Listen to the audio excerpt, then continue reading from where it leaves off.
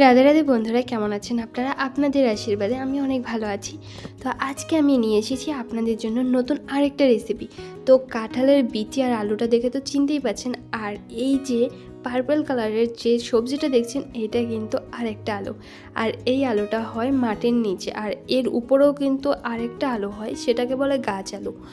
আর এই গাছটা হচ্ছে দেখতে পান গাছের মতো হয়, অনেকটা পান পাতার মতো। তো এই সবজিগুলো আমি কেটে নিয়েছি। এখন লবণ আর হলুদ দিয়ে আমি 3টে সবজি সুন্দর করে যে ভেজে নিচ্ছি, অল্প তেল দিয়ে আর কি। আর এখন কিন্তু খুব সুন্দর করে ভাজা হয়ে গেছে। এখন নামিয়ে রেখে ওই কড়াইয়ের মধ্যে আরেকটু তেল দিয়ে আমি অনেকটা পরিমাণে গোটা জিরে দিয়ে দেবো। আর ভাজা হয়ে গেলে আমি এখান থেকে কিছুটা পরিমাণে জিরে উঠিয়ে রাখবো, এটা হচ্ছে গুঁড়ো করে দিয়ে দেবো পরবর্তীতে। এখন এর মধ্যে আমি দিয়ে দিচ্ছি হচ্ছে একটা তেজপাতা, আর হচ্ছে দিয়ে দিচ্ছি সামান্য একটু আদা কুচি। আপনারা যদি আদা বেটে দিতে পারেন তাহলে কিন্তু বেশি ভালো হয়। তো আমার কুচিটাই পছন্দ বেশি, যে কারণে আমি হচ্ছে আদা কুচি করেই দিই। এরপর আদাটা ভাজা ভাজা হয়ে গেলে এর মধ্যে দিয়ে দেবো আমি 1 টুকরো শুকনো মরিচ। আর এরপরে দিয়ে দিচ্ছি একটা গোলানো মশলা, এর মধ্যে জিরে গুঁড়ো, ধনে গুঁড়ো আর হচ্ছে শুকনো মরিচের গুঁড়ো আছে। এটা আমি আগে থেকে একটু হালকা গরম জলে ভিজিয়ে রেখে দিয়েছিলাম। আর এই মশলাটা কিন্তু একটু আগে জলে ভিজিয়ে রাখলে মশলাটা খুবই ভালো হয়। এখন এই যে দেখুন, মশলাটা থেকে কিন্তু তেল ছেড়ে এসেছে। আমি সুন্দর করে কষিয়ে নিয়েছি মশলাটা।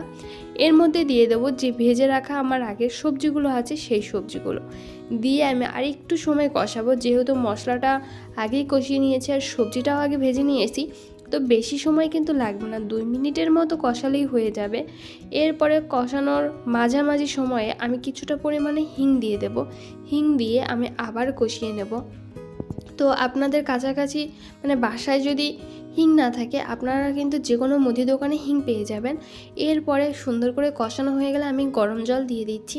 এখানে যদি গরম জল দিতে আপনাদের সমস্যা হয়, ঠান্ডা জলও ব্যবহার করতে পারেন। গরম জল দিলে কিন্তু সবজির স্বাদটা বেশি ভালো হয়। এরপরে আমি 2টো কাঁচা লঙ্কা চিড়ে দিয়ে দিচ্ছি, আর দিয়ে দিচ্ছি পরিমাণ মতো লবণ। এখন আমি একটু ঢেকে দেব যাতে সবজিটা তাড়াতাড়ি সিদ্ধ হয়ে যায়।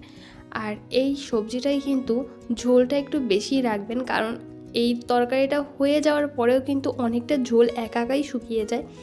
আর এখন এই যে আমি ঢাকনাটা তুলে নিয়েছি, আমার সবজিটা প্রায় হয়ে গেছে, কারণ আমার প্রত্যেকটা সবজি সিদ্ধ হয়ে গেছে। আমি আপনাদের দেখিয়েও দিচ্ছি যে এটা কতটা সিদ্ধ হয়েছে আর কি। এই দেখুন, আলুটা কিন্তু খুব সুন্দর সিদ্ধ হয়েছে, আর মেটে আলুটাও কিন্তু খুব সুন্দর সিদ্ধ হয়েছে।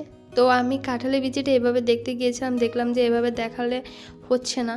তারপরে আমি একটা ছুরি দিয়ে একটু খোঁচা দিয়ে দেখলাম যে সুন্দর সিদ্ধ হয়ে গেছে। তো আমার কাঁঠালের বিচিগুলো কিন্তু মাঝখান দিয়ে কেটে দিলে বেশি ভালো হতো।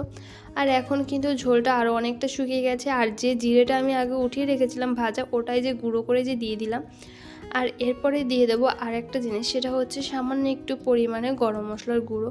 আর এই তরকারিটার স্বাদ কিন্তু হয় প্রচুর পরিমাণে ভালো। যে কোনো আমিষ তরকারিকে কিন্তু এই নিরামিষ তরকারিতে টেক্কা দিতে পারে। তো আপনারা কিন্তু অবশ্যই এই সবজিটা রান্না করে খাবেন।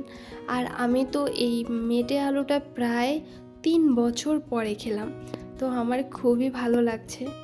আর গরম মশলাটা দেওয়ার পরে কিন্তু একবার ফুটে ওঠার পরে তরকারিটা আমি গ্যাস অফ করে দিয়েছি। আর আপনাদের কাছে এই রেসিপিটা কেমন লেগেছে অবশ্যই কিন্তু জানাবেন। আমার ভিডিওগুলো যদি আপনাদের ভালো লাগে, আমার চ্যানেলটিকে সাবস্ক্রাইব করে দেবেন, লাইক কমেন্ট করে পাশে থাকবেন। শেষ পর্যন্ত দেখার জন্য অসংখ্য ধন্যবাদ।